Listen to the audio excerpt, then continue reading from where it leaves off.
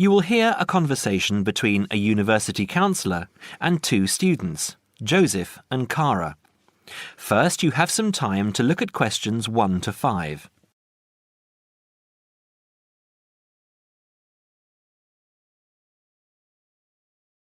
Now we shall begin. You should answer the questions as you listen because you will not hear the recording a second time. Listen carefully and answer questions 1 to 5. Hi Joseph, how are you today? Fine, thanks. And Cara, how are you? Good. As we discussed on the phone earlier, I wanted to speak with both of you about the subjects you have chosen to study and how you are managing your time. Okay? Yes. I think so. Okay, so I'll start with Cara. You've been here for how many months now? I've been here for 6 months. How are you finding it? It's good. I'm enjoying the course. And what about life outside? Are you making friends and socializing? Not really. People here are quite closed. They don't talk to you. I see. So, what do you do after classes? I usually go home and study, and I might go out for a walk, but never really with anyone. Sometimes my roommate Louisa comes with me, but she always seems to be busy. How is this affecting your schoolwork? I don't think it is, but I miss home. Cara, what I suggest for now is that you look into joining one of the social clubs on campus. There are a variety of them. You can go camping, skiing, snorkeling, painting, dancing, reading, horse riding, rowing. There's a list on the school website. Have a look and work out which one you're interested in and which suits your timetable. You'll meet friends that way and people who have the same career interests as you. As for the subjects you've chosen for a career in microbiology, I think you should look into dropping one of your subjects and picking it up again next year as a minor. You have a lot on your plate, and this will just cause great pressure. It doesn't mean that you aren't coping, but you're doing about 10 hours more than the average student a week. Think about it, and we can make another appointment to discuss it. When are you free? I have an hour free usually on Wednesdays at 11:30. Okay, good. Come to my office at 11:45 and wait in reception. Okay? Okay, I'll see you then. Before you hear the rest of the conversation, you have some time to look at questions 6 to 10.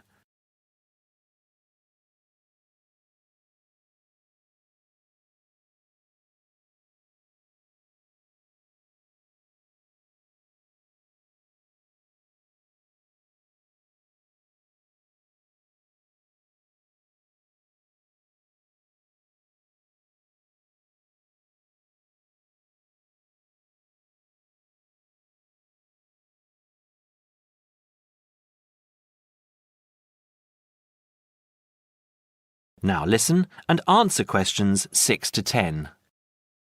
Joseph, how are you finding the university? I love it. It's very different from home. Life here is very much focused on study and also socializing through sport. People have been very friendly and curious about my culture. So, you've managed to integrate well? I think so. I've joined the rugby team, something I'd never thought I'd be interested in.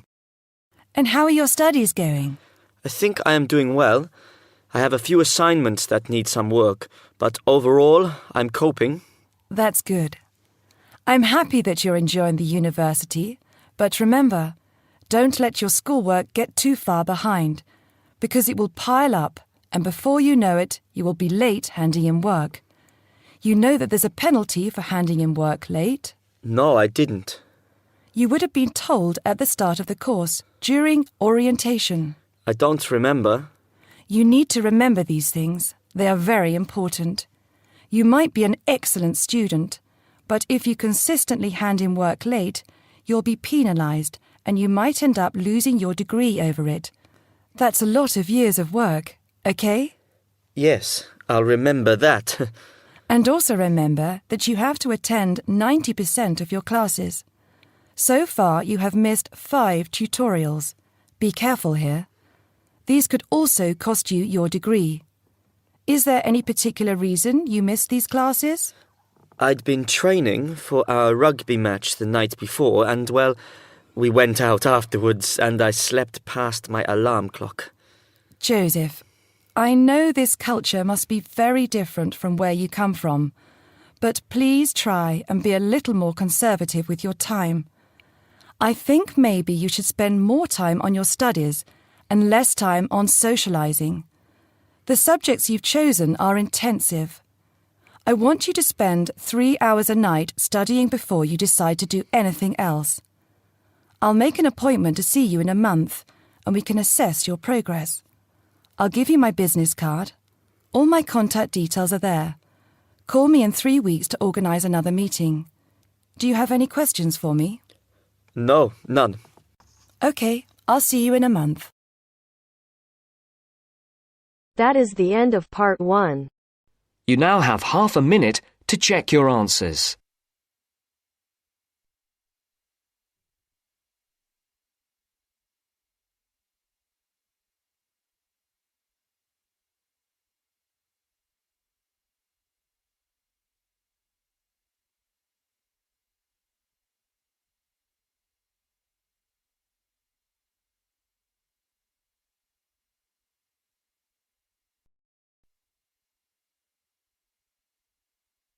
Now turns to part 2.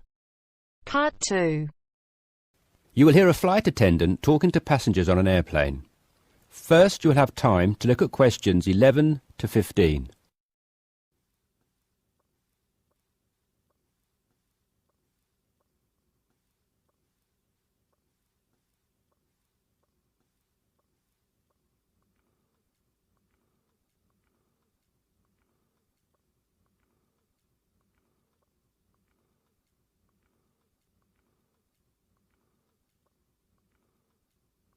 Now listen carefully and answer questions 11 to 15.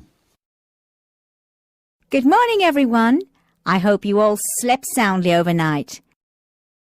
I'm pleased to confirm that our flight is running on schedule and we expect to arrive in Christchurch at 8 a.m. local time. That's about 50 minutes from now. I've been advised by our pilot to warn you that there may be some turbulence on our descent. So please remain seated and have your seatbelt on at all times. As you may have heard, a fairly severe tropical depression is headed for New Zealand and in fact is reaching the west coast of the South Island as we speak. Thankfully, we are landing on the east coast, where the weather is still relatively good. Wind speeds are steady at around 15 miles per hour and the sky is generally overcast, though the sun may creep out from time to time as the morning progresses. That said, when the storm reaches this afternoon, conditions will deteriorate rather quickly. Please exercise extreme caution if you're travelling anywhere on the island today. As I said, the storm has already made landfall on the west-northwest coast, and we're getting reports of high seas and very strong winds of around 75 miles per hour, with gusts up to 110 in Collingwood. Heavy and thundery rainfall is also being reported there. The Southern Alps are experiencing severe blizzard conditions, and there is a virtual whiteout on the roads. There are accumulations of up to 3 foot of snow already, so please, under no circumstances, be tempted to take the mountain road from Christchurch to Bluff. Use the coastal route for the entire journey if you must go down south. Over in the west, in Hokitika, and the southwest, in Milford, conditions are bad with heavy rain, high winds, and high seas. In fact, several tornadoes were reported in Hokitika and also in Lewis, which is slightly further inland. Also inland, on the northern edge of the Southern Alps, Arthur's Pass should be avoided at all costs. Roads are closed due to the heavy snowfall. Kaikoura has reported wind speeds of 45 miles per hour, with occasional gusts a bit stronger, but so far it has escaped the heavy rain. At present, it is windy and cloudy there. Before you hear the rest of the discussion, you have some time to look at questions 16 to 20.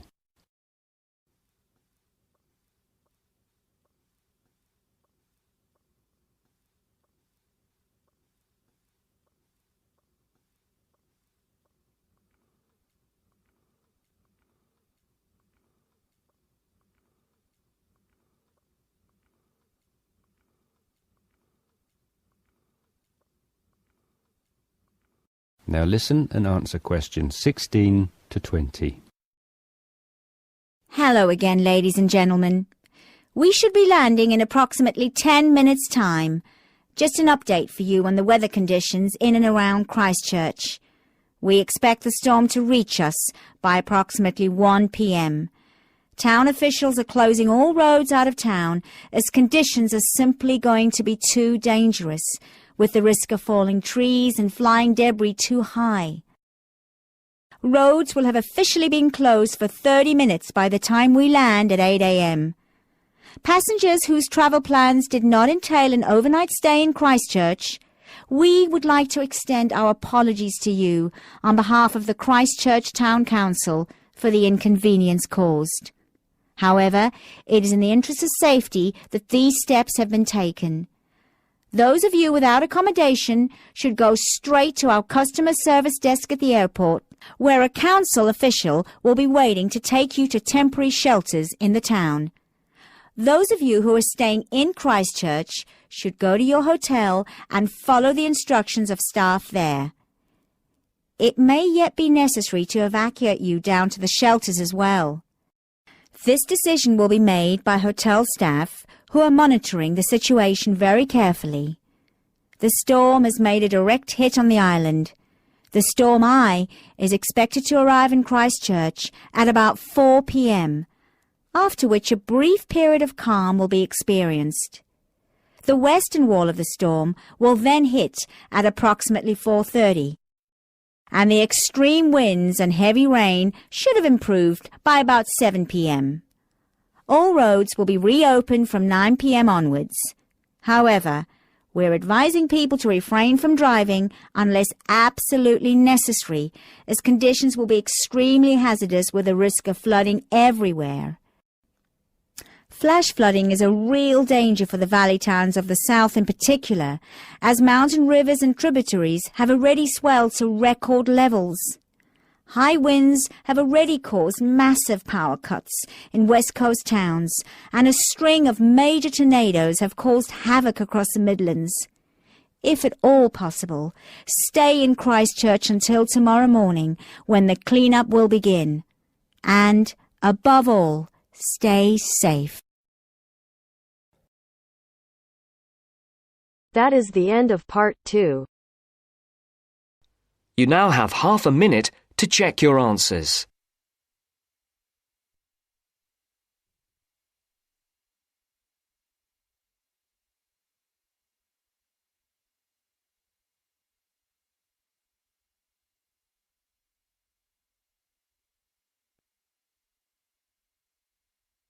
Now turns to part 3.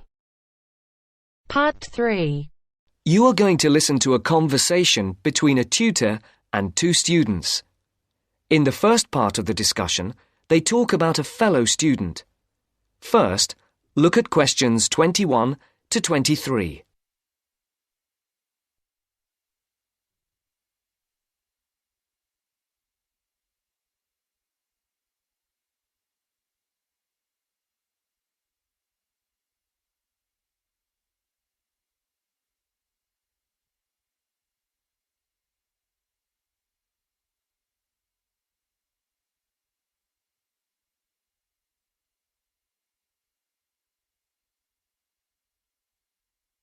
As you listen, answer the questions. Write no more than 2 words for each answer. Francis and Steve, hi. Now, before we start the tutorial, am I right in thinking that you haven't heard about Lorraine? No. What about her? She's already left. What? Well, she hasn't told anyone. You sound surprised. Weren't you half expecting it? Yes, but she could at least have told us, though. We've been on the course together for the past 3 years, and it would have been nice to know. She always was the sort to keep herself to herself. Yes, I know what you mean. Did she give any reason? Well, she got that job. What? Yes, and she's been given permission to leave, as there's only a week to go before the end of the course. But she'll be back for the exam week. Oh well, we'll just have to catch her on the mobile after the class. She's gone back to Wales first. Oh dear. We'll get hold of her on the mobile. She did say that it might not be possible to contact her for a couple of weeks. Oh, OK. If that is what she wants.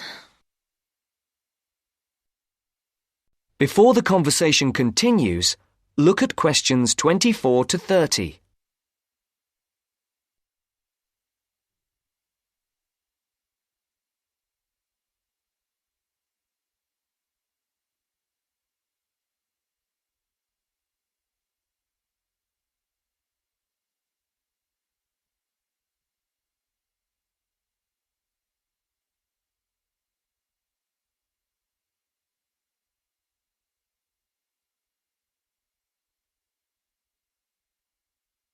Now listen to the second part of the discussion. The tutor and the two students are talking about assessment marks. For questions 24 to 30, there are 4 alternatives: A, B, C, and D. Decide which alternative is the most suitable answer and circle the correct letter. Right, to work. We're here to look at your assessment marks for your coursework. I take it you haven't seen them yet? No. Not yet. Well, you'll both be pleased. In fact, very pleased. Yes? Francis, you have come out with the top mark in the year. Oh. You have, in fact, got a starred first. Wow. Aren't you pleased, Francis? Yes, I'm just speechless. And, what about me? Well, Steve, you got a first as well. I don't believe it. You might have done even better, but there were a few faults with the 5,000-word project you did on traffic management. And what about the book review we had to do? Yours was, I can safely say, the best we have ever had. You're kidding. I'm not. In fact, you have won the departmental prize for the piece. It's a pity, really, that your project wasn't of the same calibre. It's still not bad at all, though, is it? It certainly isn't. What do you think were the faults with your project? I just wasn't very happy with the conclusion, and I got myself in a bit of a twist with the argument about road pricing. By and large, your overall conclusions were okay, and I would say that your thoughts on road pricing were quite original. The problem was more with the actual end. It was a bit disappointing.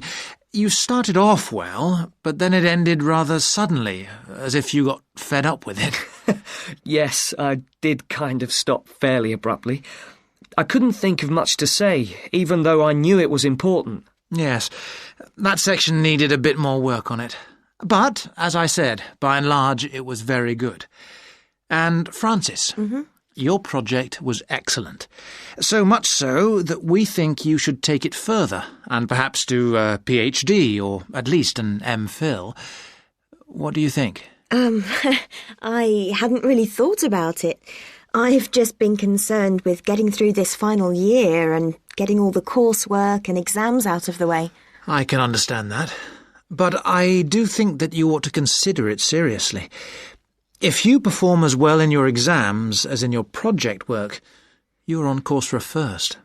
Do you think that I'd get funding for it? Well, any grant will be discretionary, but you have as good a chance as anyone else. I'd even say a much better one. If you do get a first, it'll be the only one we've had in this department for 3 years. And I'd be happy to be your supervisor. Thanks. I'd like that. Do you think I should start applying for it now or wait until after the exams? I think you must really start thinking about it as soon as you can. And Steve, What about you? Have you thought about going on to do research? I have thought about it, but I have a job lined up if I get a good degree, and quite honestly, I am fed up with not having enough money to do the things I would like to do. I can understand that. Is there anything that either of you would like to talk about? Yeah, I have a couple of things I'd like to ask, if you don't mind. OK. We have roughly 20 minutes left, so, Steve, would you like to go first? Right.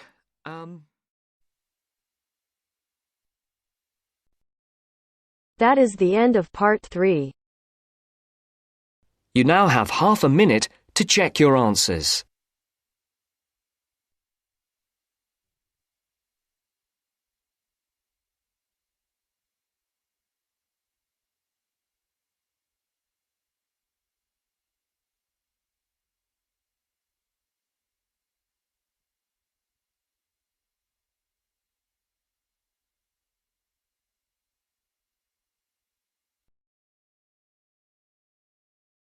Now turns to part 4. Part 4. You are going to hear a talk about security in the UK. Listen to the talk and complete the statements below. First, you have some time to look at questions 31 to 40.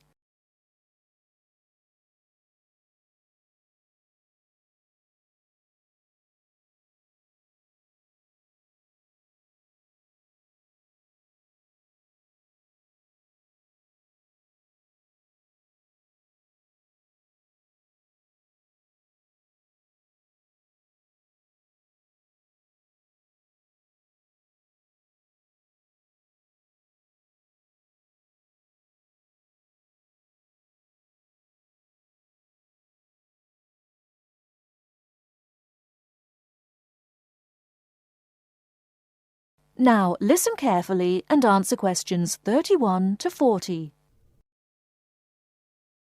In large cities, for instance London, and crowded places such as airports and stations, there is the risk of theft.